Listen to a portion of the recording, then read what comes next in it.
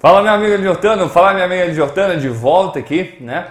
Vocês percebam que eu apaguei aqui o lado de cá, esse aqui do governador geral, do governo geral, porque eu prometi para vocês o quê? Explicar cada um dos governadores gerais, como é que funcionou esse sistema, né?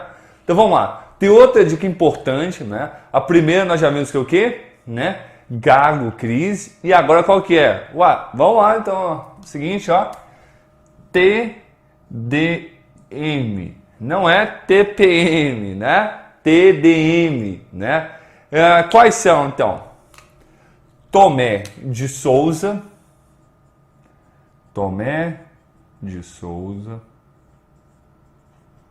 Duarte da Costa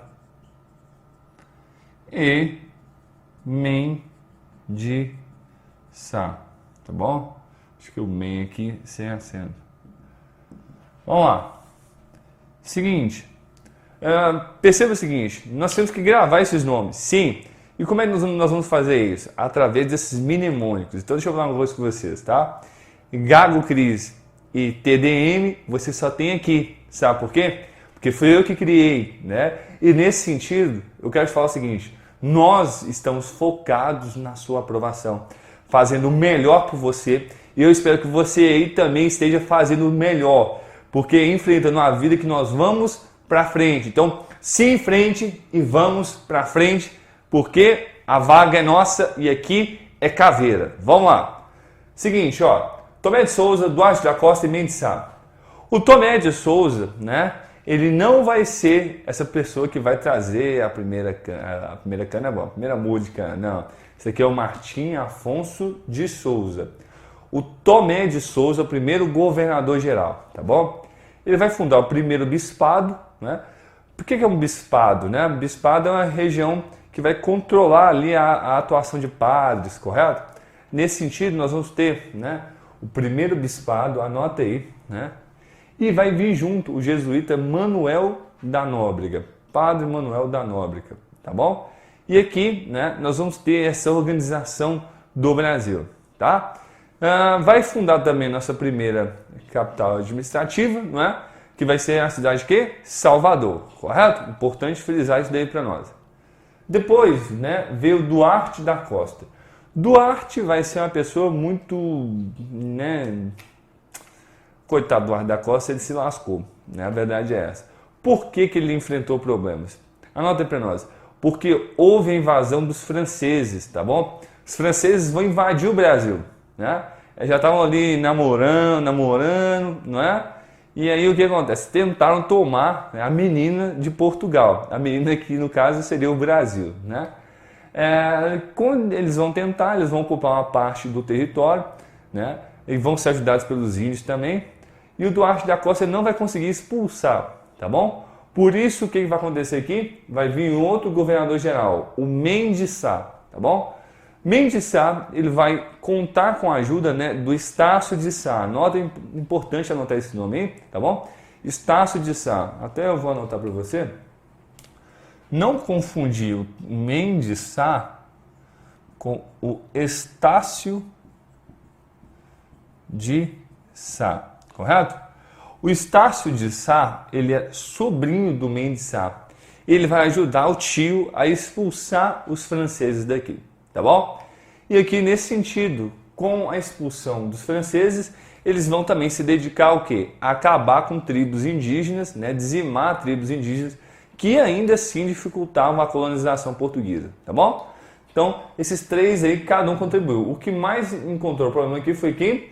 Duarte da Costa, com a invasão dos franceses à cidade do Rio de Janeiro, correto? Beleza. Acabou aqui? Ainda não, tá bom?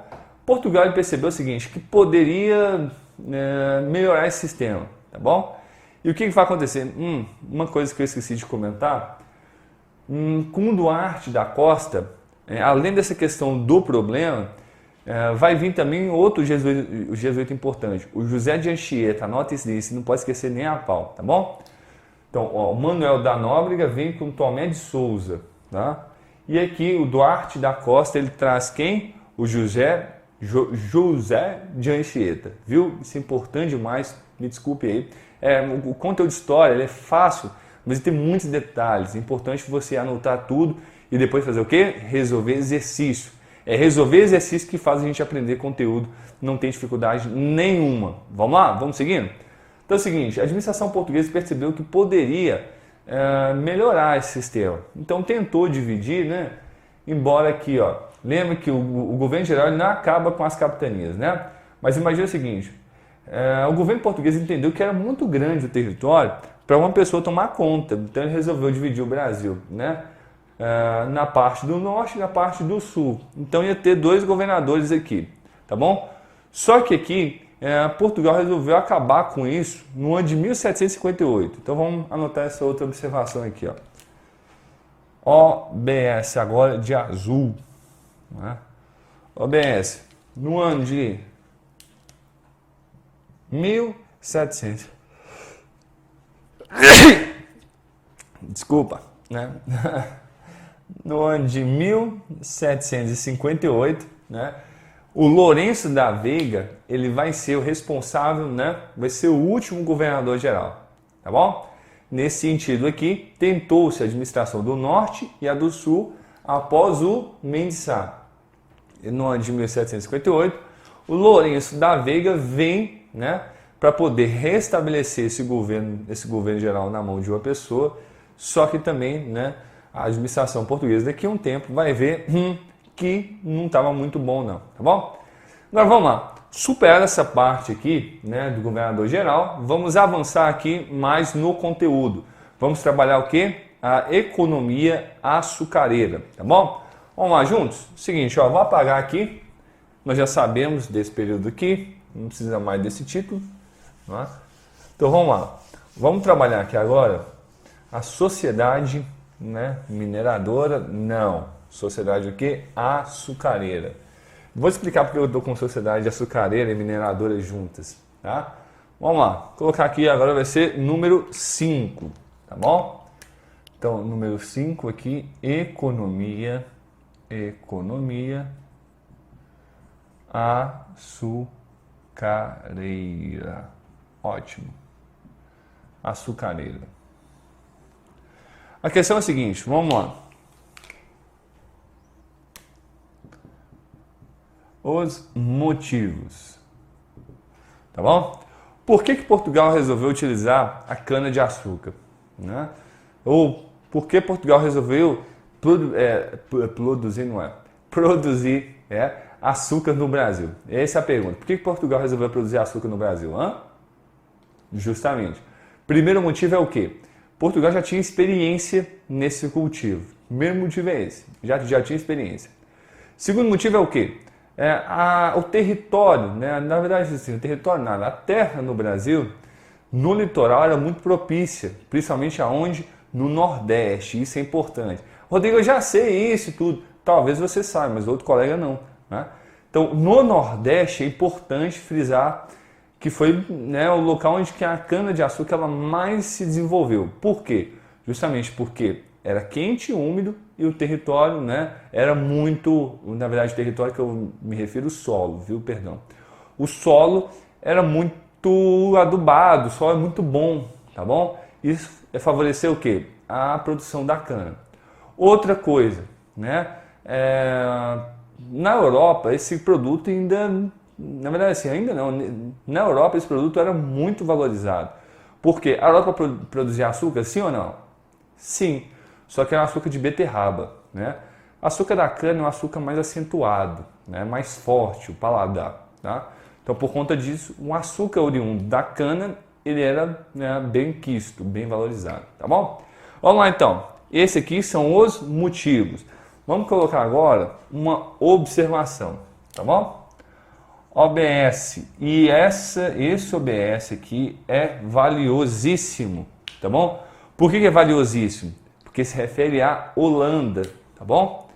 Vamos lá. A Holanda, anota aí, Holanda, principal parceiro, ou principal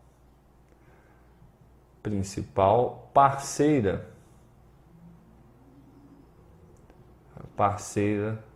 do Brasil? Sim ou não? Não, né? Porque não era o Brasil que estava firmando o acordo, era quem? Portugal, tá bom? Principal parceira de Portugal, tá bom? Em relação a essa questão do comércio, né, do açúcar. Por quê?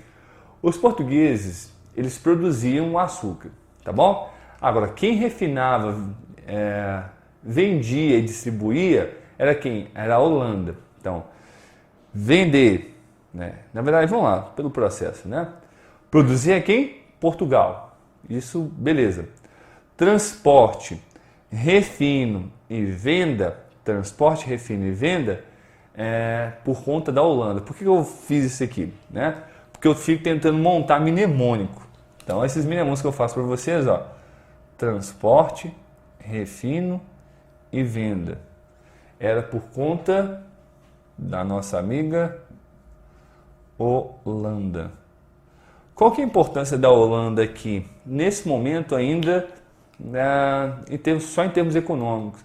Mas daqui a pouco vão vir as invasões holandesas, porque vem a União Ibérica e aí, cenas do próximo capítulo, não vou adiantar, senão a matéria fica muito confusa, né?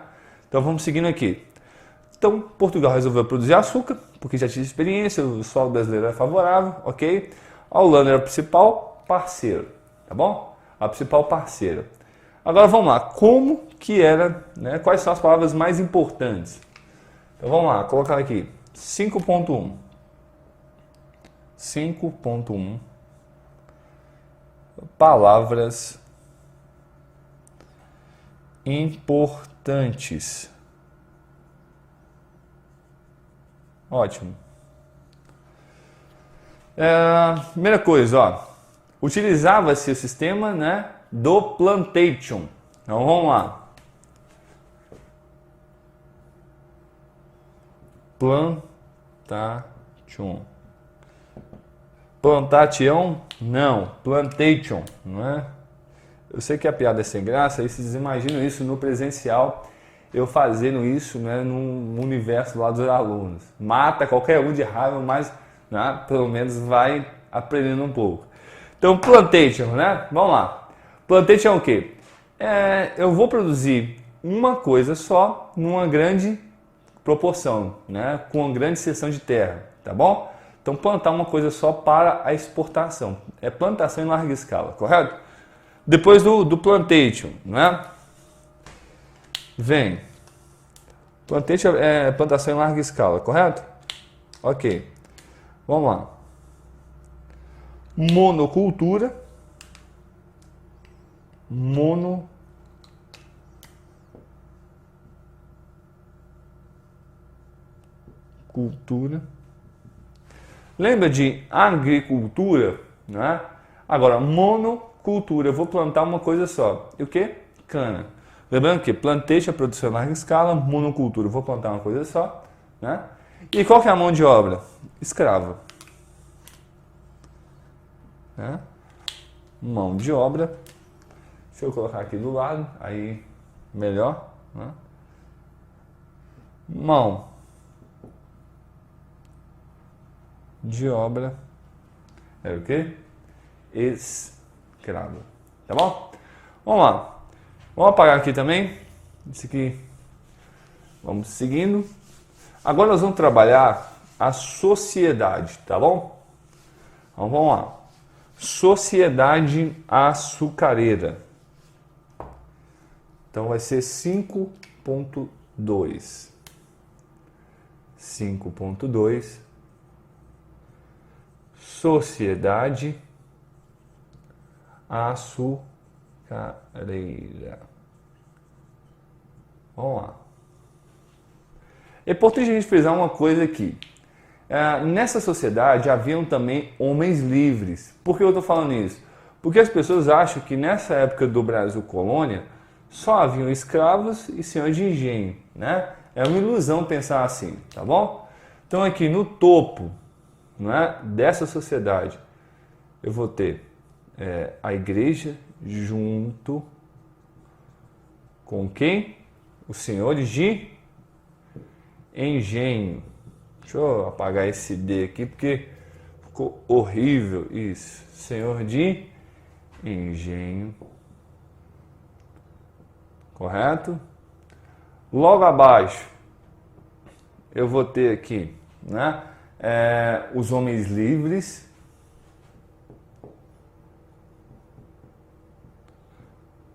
Como assim, Rodrigo? Homens livres? Sim, por exemplo, aqui tinha padeiro, advogado, professor, correto? Então esses caras, eles não são escravos, eles são homens livres, eles são prestadores de serviços. Vão ter, por exemplo, também advogados. É bom você anotar isso. Volta essas explicações e anota esses nomes aí, essas profissões, porque isso é muito abordado também, correto? E logo abaixo nós vamos ter a questão dos escravos. Tá bom? E aí, a mão de obra escrava, nós vamos estudar com mais propriedade logo à frente, tá bom? Daqui a pouquinho nós vamos fazer essa análise. E só para a gente fechar aqui essa parte, né? O que vai caracterizar essa sociedade? Ó, é uma sociedade rural, tá bom? Por que é rural? Porque, obviamente, as pessoas, né, para produzir cana não tem que morar na cidade, tá? Tem que morar onde? No campo, isso é fato. Depois, na sociedade patriarcal. O que é uma sociedade patriarcal? Né? Vem de patriarca, tá bom? Aqui, tá vendo? Patriarca. Nesse sentido, o que é patriarca? É o quê? O pai. Como assim, Rodrigo? Não entendi. O pai é a figura mais importante? Sim. Mas quer dizer que o homem é a figura determinante. A mulher, durante esse período, ela não vai ter vez e voz no Brasil. Vai começar a ter vez e voz em meados do ano de 1934, não é? Com a Constituição lá do Vargas, que vai estabelecer o voto feminino, tá bom? Então, olha para vocês verem aqui o período de tempo que nós estamos. Nós estamos falando de período colonial, em que a mulher vai começar a se emancipar por volta do ano de 1930, no Brasil, obviamente, correto? Então, numa sociedade patriarcal, a sociedade onde o homem ele detém o quê? O maior grau de controle. É uma sociedade quase que machista, para não dizer machista mesmo, tá bom? E aqui, rural, patriarcal, estamental. O que é estamental? Né? Seria dividido em estamentos. Aí ajudou muito, né? Ajudou? Obviamente que não, né? Estamental vem de estamentos. Estamentos são o quê? Grupos sociais. Pergunto para você, nossa sociedade hoje ela é estamental? Sim ou não? Com certeza, tá? Nossa sociedade é dividida em grupos. Olha aqui os grupos, tá bom? Obviamente que hoje nós temos outros, né? E aqui nós temos uma sociedade estamental sem mobilidade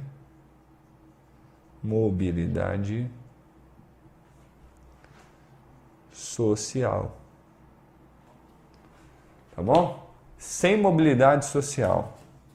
Nesse sentido, anota aí para nós, por favor. O que? A pessoa, ela nasce escrava, ela morre escrava. Rodrigo, mas via de regra no Brasil não era assim? Não. Não. Por exemplo, escravo, né, na maior parte ali, na verdade a maior parte é exagero, mas uma parte dos escravos, eles compravam sua carta de alforria, né? Isso era muito comum na sociedade o quê? Mineradora, né? Porque lá o escravo ele vai ter a possibilidade de esconder ouro, né? E ele vai comprar a sua carta de alforria, né? Sua liberdade. É importante, deixa eu só fazer um paralelo aqui, ó, seguinte. Isso aqui nós estamos falando da sociedade o quê? Açucareira, tá bom? Na sociedade mineradora, anota para nós aí, só para a gente já fazer um paralelo, e eu vou encerrar o vídeo rapidinho, tá ficando grande já. Na sociedade mineradora, é uma sociedade urbana, né? Porque as pessoas moram nas cidades, elas vão para o campo para poder tentar encontrar ouro, né? Mas voltam para dormir aonde? Nas cidades. Patriarcal permanece, estamental também. Agora, só que a diferença é o quê? Com mobilidade social. Porque tanto faz a pessoa, ela pode encontrar ouro e ficar rica, ou então, com a cobrança portuguesa, por exemplo, lá da derrama, a pessoa que é rica pode ficar o quê? Pobre. Então, as diferenças da sociedade mineradora para a sociedade açucareira está nesses dois pontos aqui, ó. Em termos de rural e em termos de mobilidade social, correto? Então, meus amigos, daqui a pouco eu volto, né? Vamos fazer um intervalo aqui, 20 minutos já de aula. Vamos lá, daqui a pouquinho a gente volta, tá bom? Valeu!